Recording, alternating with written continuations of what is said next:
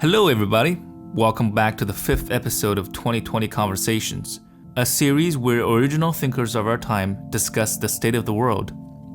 In today's episode, we feature Ray Dalio, the founder of one of the world's largest hedge funds.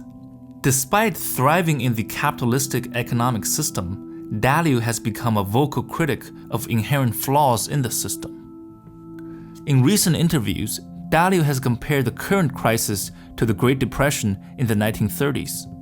Let's hear what he has to say. I think of the virus like being a tsunami that's come, and then when it goes away, let's say it was to go away forever, there's still terrible damage. And the terrible damage is to incomes and to balance sheets. You know, every individual, every company, and every government has a certain amount of revenue and a certain amount of expenses. And then they have a savings, a certain amount of balance sheet. Those have been severely damaged. Many companies, many individuals, many small businesses, that financial damage is a great damage. The unemployment rate will approach 20%. The downturn in the economy will be the largest since the Great Depression, and the financial consequences, the financial wreckage of this will be of that magnitude. What we have now is exactly what happened in the Great Depression. So let me recount. There was a bubble where the Roaring '20s, and people borrowed money to bet on it continuing. That was very much like the time we were in. People were borrowing money, companies were borrowing money to buy back stocks and so on. And then there was the bubble burst. And so from 29 until 1932, and then the beginning of 33, 1932, we had the dive. Roosevelt was elected. In March 5th, 1933, he announced a program that's very much the same as the program that we announced, Americans announced, the President, the Congress, and the Federal Reserve on April 9th. The good thing is that the government is acting quickly to fill those holes in. However, it's not being felt by everybody in the same way. We think of the economy, there's, the rich and the poor, and it's going up and down. And we think that when it returns, there's going to be a restructuring of that. People will think, policymakers will think, who's going to pay what bills, and what should it be going forward? So there'll be a reallocation of resources. Tax rates are going to change, and also thoughts of spending to establish more of an acceptable bottom, because it's so disproportionately felt by those who don't have savings or don't have conditions. We can see just even the poor live closer together. And so in many different ways, that will be rethought about. And I imagine that we're going to be rebuilding our basics, healthcare systems. How much savings are we going to put into rebuilding some of those basics? Hospital, what's our storage for the next time we have the next epidemic? And then there'll be other things, climate change. This is the act of nature that hit us over the head, the virus. But there's other evolutionary costs that are going to come in the form of climate change and those types of things. All of those things are important to imagine in imagining the new world order, I think. Dalio then goes on to explain why this crisis is another defining moment in history, and specifically how politics play a huge role in influencing the outcomes of this defining moment. We're now at one of those defining moments that I've seen repeatedly. The 1930 to 45 period, if you go back in history, there's nothing new to this. And it's a defining moment in terms of how people are with each other. So when you look at it, will people come together? Will there be a taking care of oneself? And what does that define? And how will that go? That'll be, I think, a defining moment. There are four things that are the driving forces of our economy and our lifestyle and wealth. And the first and most powerful is productivity, which comes from people learning and inventing and doing things well, just as Marco described. And it grows slowly. 1 or 2 or 3% a year, it grows slowly, and it's not volatile because knowledge isn't volatile, but it grows, and that raises our living standards over a period of time. Then there's a short-term debt cycle. The short-term debt cycle is, recessions and expansions and booms and recessions, that they last about 8-10 years. And then there's a long-term debt cycle. And that long-term debt cycle, which goes on about once every 50 to 75 years, is when you begin a new type of money and a new type of credit. That began in 1945, the New World Order at the end of World War II, and with the Bretton Woods monetary system. So they wiped out pretty much the old money, or they largely disposed of it, and they began anew. And that's the New World Order, which was the American World Order. And we have seen it. And still 70% of the money and credit that exists in the economy is running by dollars. And then the fourth influence is politics. And politics is largely how we deal with each other. And there's internal politics and there's external politics. The internal politics is, how do you deal with the wealth gap? How do you deal with the values gap? Do you have a common mission? Do we have an American dream that we can agree on and that we're pursuing that together? Or do you fight over wealth and so on? And so when you look at history, that's what revolutions are in their various ways. And there's always a revolution in one of these. Sometimes those are peaceful revolutions, and so sometimes they're disruptive. But it's a wealth shift that needs to take place. The Roosevelt shifted policies and changed taxes and so on in that way. And then in other countries, there was turning over democracy. Hitler came to power because of that gap. In fact, in Europe and Japan, 4 countries that were democracies, the internal fighting was so bad that the parliaments, their congresses, chose to have autocratic systems. Hitler came to power in 1933 because the internal fighting was so great. I think there's an opportunity here to restructure the system to be in a better way, but it really requires, I think, a cohesiveness, a bipartisanship, a respect and understanding and empathy for the various sides involved, so that that's done intelligently and the country is brought together rather than fighting. So how people deal with each other internally.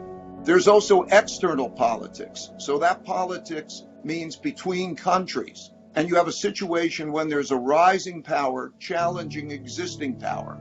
There is competition and there is a risk of war.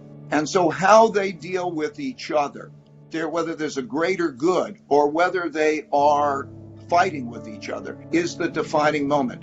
There are always stress tests, these big stress tests that come along once every 75 years. And I think that what you're going to see is how we deal with each other. There's enough wealth to go around, but what do you do when you're outside the ring of support of the US dollar? What is that going to be like for those entities? Who will write what checks to people in countries that will be outside of their domain? And there are large numbers of those people. And the reality is a lot of those people won't be helped. Are one country's vulnerabilities another country's opportunities? Graham Allison wrote a book about the Thucydides trap, and he reminded us, over the last 500 years, there have been 16 countries in which there's been a rivalry of an empire challenging another. In 12 of those cases, there have been wars, because at the end of the day, there's not even a global legal system. Power is the currency of that. So when you get into how do you resolve a dispute as to who gets what, that becomes a very complicated question. So I'm a globalist. Meaning I have a dream and a wish that the best of the best can operate together and work together for that common good and so on. But it's dying because we're in an interconnected, fragmented world. The fragmentation of this, can I depend on somebody else to give me something I need? Or can I depend on them not taking advantage of me? No, you can't make those dependencies anymore. And that exists within countries as well as between countries. And that leaders tend to be more populist, more nationalist, more confrontational. And so that is why there's a tendency of conflicts, geopolitical conflicts, world conflicts that follow depression periods. And so it's something that we have to be aware of. Or if you're within the ring of support, how will that bill be divided? And how will we be with each other? I think we're going to have to reconsider who has what. So that's what we're in, I think. Next, Dalio gives his critique of the current state of the capitalist system. especially around the notion of equal opportunity in the United States and the need for reform. Let's have a listen. I think it comes down to values. I was born in 1949, and at that time, it was clear what an American dream was. And so I grew up in a household where I've got two parents. My dad was a jazz musician, lower middle class family. But the notion of equal opportunity through good education, I went to a public school, that notion of what was fair, equal opportunity on a broad-based basis, was what the American dream was. I'm not sure that everybody would know what the American dream is or make it state it that way. But in any case, in that when we take education, for example, that the top 40% of the population spends on average 5 times as much money on their kids' education as the bottom 60%. And so we can see that there is not just a wealth gap, there's an opportunity gap and a productivity gap that's a problem. And it's a problem in terms of its outcomes, the wealth difference, but it's also a structural problem. And when you see some of the conditions, kids who are living in neighborhoods of poverty and go to school to get food because they don't have enough at home, something's wrong. First of all, if you don't have a situation where people have opportunity, you're not only failing to tap all the potential that exists, which is uneconomic, but you're also threatening the existence of the system. And I think that's coming to home very clearly with this downturn in the economy and the virus. And so the idea that the profit system can accomplish everything is not right, because resource allocation goes to those who have the resource. And so throughout all history, you go back hundreds of years, you see that any system works for those who tend to control the system. So let's say we have a capitalist system and then working with those in government, and they have a symbiotic relationship and it works well for them. So it's self-perpetuating. I'm a capitalist. Please understand, I'm a capitalist. I believe in the system. I believe you can increase the size of the pie and you could divide it well. And if we talk about how to do that effectively, we need to do it. But there becomes a time that there needs reforms, that you need to restructure it. We have to establish just the reality that there is a level of basics, basic education, basic health care, basics that you cannot fall below. Okay? Otherwise, when you go below that level, there is no opportunity, and it actually, the costliness of it in the form of crimes and incarceration. Now we are restructuring it. It's the inevitable consequence of what we're doing here. We will come out of that. There's been a tremendous transfer of wealth, whether people realize it or not, through the production of all of that borrowed money.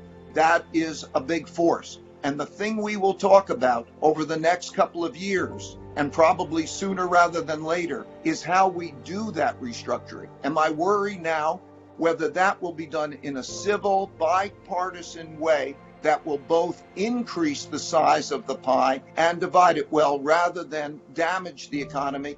And everybody believes that the system is fair. We can get there. Am I optimistic that we will get there? I don't know. I would say I'm 60-40 pessimistic that we'll be good enough with each other to do that. But there's that possibility. This is our test. This is our stress test. So, do you agree with what Dalio has said? Who would you like to see in this series next? Let me know in the comments below.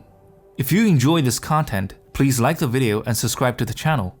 Thanks, and see you next time.